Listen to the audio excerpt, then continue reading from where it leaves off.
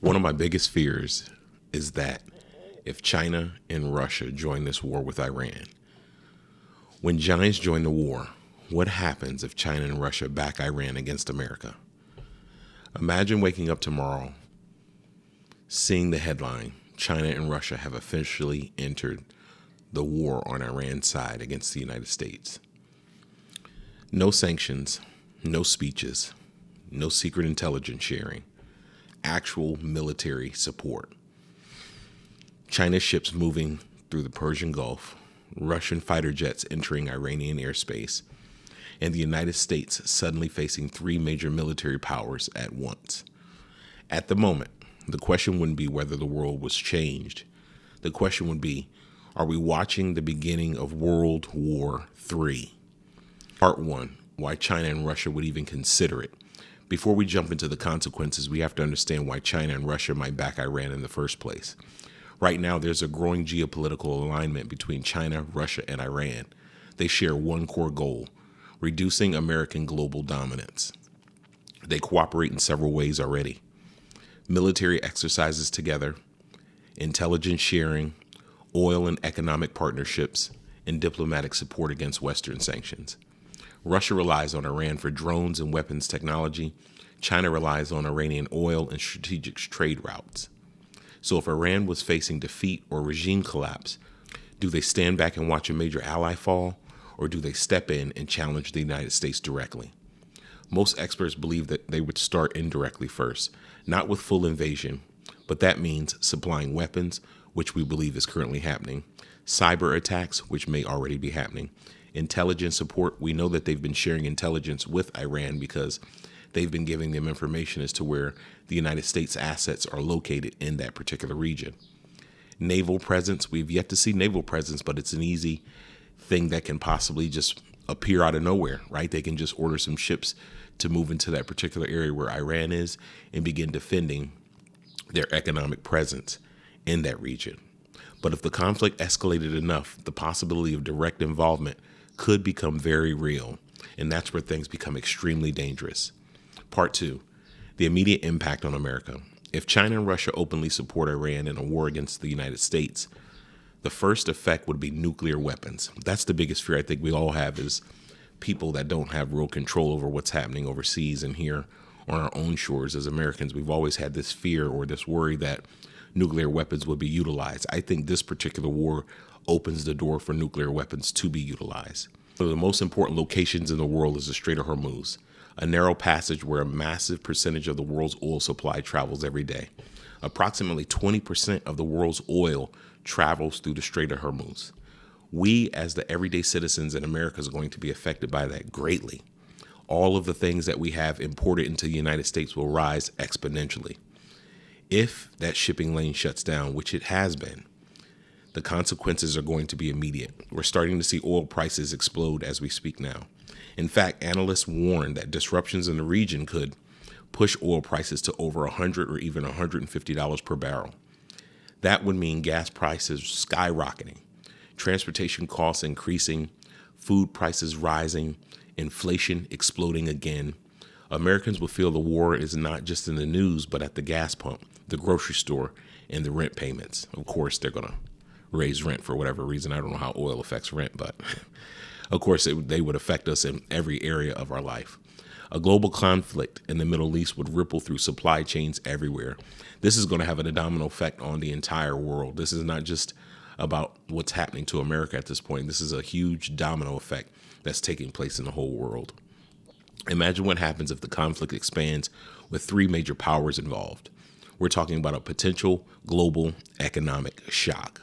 Part 3, America fighting a multi-front war. America is powerful, but we are not powerful enough to fight three superpowers in the world. We're not powerful enough. I don't know why people in the comments seem to think America is unbeatable, like we have unlimited stockpiles of munitions, like we just have everything that it takes to beat anyone. And what people fail to realize is that every great civilization has fallen. But even the strongest military has limits. If China and Russia joined Iran, America would suddenly face multiple strategic fronts at the same time. Think about it. The United States will need to defend the Middle East against Iran, Eastern Europe against Russia, and the Pacific against China. We would be stretched too thin as the United States in order to defend all three areas successfully. We don't have the military power. We don't have the manpower. A lot of our allies have been alienated due to some of Trump's decisions that he's made. He recently told Spain that. Germany's been great. He's been terrific. Others have been very good, terrific. I think that the head of NATO, Mark, is fantastic. Okay, Mark Rutte. I think he's fantastic. But some of the European, like Spain, has been terrible. In fact, I told Scott to cut off all dealings with Spain. Spain, first of all, it started when every European nation, at my request, paid 5%, which they should be doing. And everybody was enthusiastic about it, Germany, everybody. And Spain didn't do it. And now Spain actually said that we can't use their bases. And that's all right. We could use their base if we want. We could just fly in and use it. Nobody's going to tell us not to use it. But we don't have to. But they were unfriendly. Crazy, right? To think that a president could just go and use Spain's airspace or one of their military bases without their actual consent, that he can just go take it. That right there alienates your allies. That right there will push people away from you. That's an enormous stretch of military resources. The United States has spent decades preparing for wars, but the biggest fear among military planners is something called a two-front or three-front war. This means fighting multiple powerful adversaries simultaneously. In that situation, America would have to make strategic decisions quickly. Where do we send our aircraft carriers? Where do we deploy troops? What allies do we rely on? And what battles do we avoid? America's been alienated under Trump. A lot of these countries aren't satisfied with the tariffs he's put in place. A lot of the countries aren't satisfied with the policies he's put in place. This man just created a board of peace where we donated, the American taxpayers ultimately gave up $10 billion to the board of peace with the idea that there would be peace in the world. And the next thing we know, he's starting a war. The Iranian countries that are involved in the board of peace and the people from Saudi Arabia feel as though that they're being cheated out of the process because initially they didn't want any new wars. He said he wouldn't start any new wars. So therefore, we are alienating a lot of people who were supposed to come on board and kind of support this narrative. Part 4, the cyber war most people never see. One of the most dangerous parts of modern war is something many people never see: cyber warfare. And China and Russia entered a war against the United States, we would almost certainly see large-scale cyber attacks.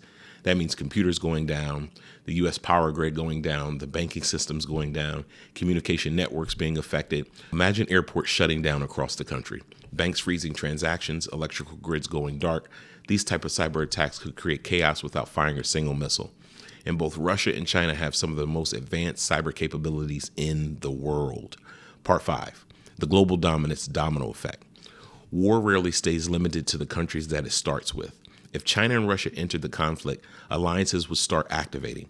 On America's side, NATO countries in Europe, Japan, South Korea, Australia, and Israel. Opposing side support would come from North Korea, proxy militaries across the Middle East, various anti-Western political movements.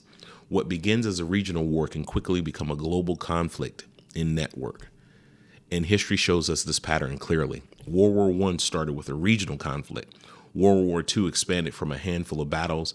Once alliances activates, wars spread quickly. Part 6, could it go nuclear? This is the biggest fear. This is where you need to tap in and really pay attention here.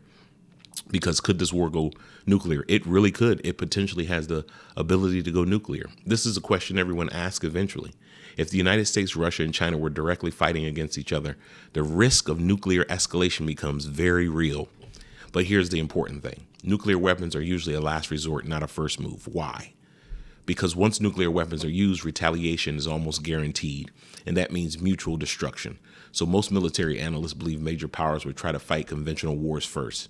How long can we fight this war? How long can this war be conventional? That means air battles, naval combat, missile strikes, cyber war, proxy wars, but the longer the conflict continues, the greater the risk of nuclear weapons being utilized. Because at some point, somebody's just going to say, you know what, it is what it is, hit the button, release a nuclear weapon on the United States, and we as the American people are going to suffer the most. The real danger, part 7, this is the real danger, the miscalculation. Here's the truth most people don't realize. Most global wars don't start because leaders want them.